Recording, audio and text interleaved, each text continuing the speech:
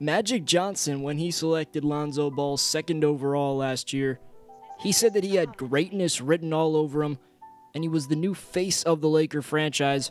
That's a ton of pressure. Of course, we all know the pressure LeVar put on him, which we'll get to in a little bit. So how did Lonzo Ball live up to it?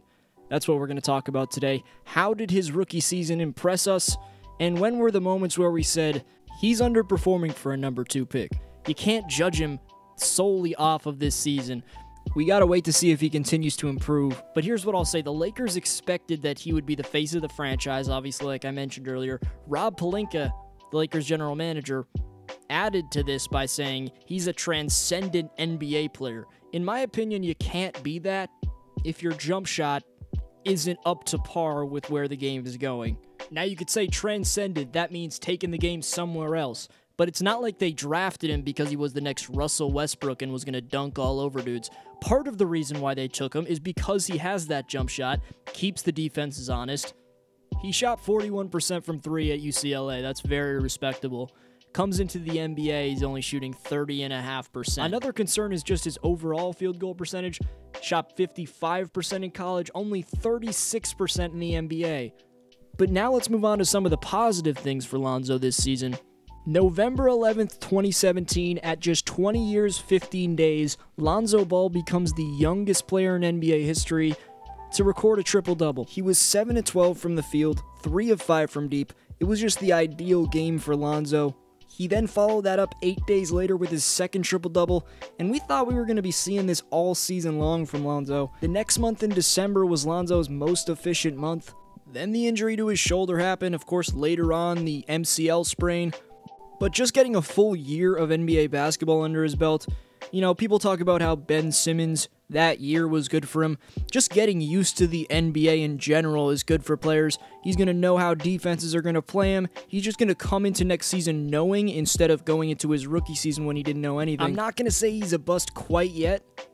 It's definitely a very disappointing season for Lonzo, and disappointing for the Lakers more specifically because just look at the guys who were taken after Lonzo in that 2017 draft class. Those dudes have shown out, while Lonzo, he's been underwhelming.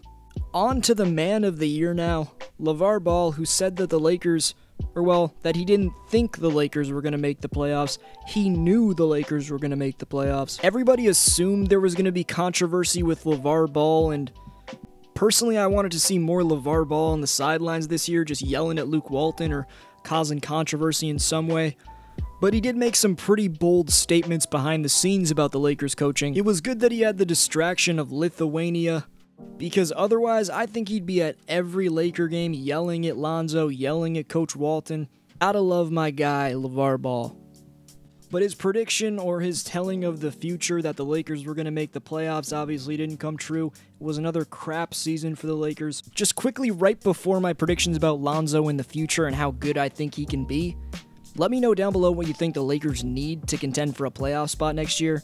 You can also let me know how good you think Lonzo can be, but personally, I think he can be as good as he wants to, and he just needs to stay healthy first and foremost. First reason I say all that is because of his basketball IQ. That was clear this season. 7.2 assists. If you watch him on the floor with the Lakers, he's just got a natural sense for the game. I think he can be a very productive pass-first point guard. The man's got great size for the position, and even though he didn't show to be the most athletic point guard, he's very quick. An improvement to his jump shot, I think, would just elevate his entire game, his confidence, just the way he played. If he can somehow capture that 41% that he shot in college and bring that to the NBA, is there a problem with the form? I don't know if I'm going to go as far to say that, because I've seen dudes with some pretty weird forms in the NBA and be very successful three-point shooters. But before you completely write Lonzo off, there's things you have to be wary here before you just say that he's a bust, because he has the size and the quickness to be in the NBA. But more than that, he has the basketball IQ. He showed that pretty much every single game he's played this season. Obviously, he hasn't shot efficiently. The shooting has to come. And just with how much he knows the game, probably is a very dedicated dude and is going to work on his game. Although I don't know him personally, I'm not going to be a Mike Karzemba here and tell you that he works really hard. First and foremost, he's got to work on his jump shot, and then he's got to work on his durability.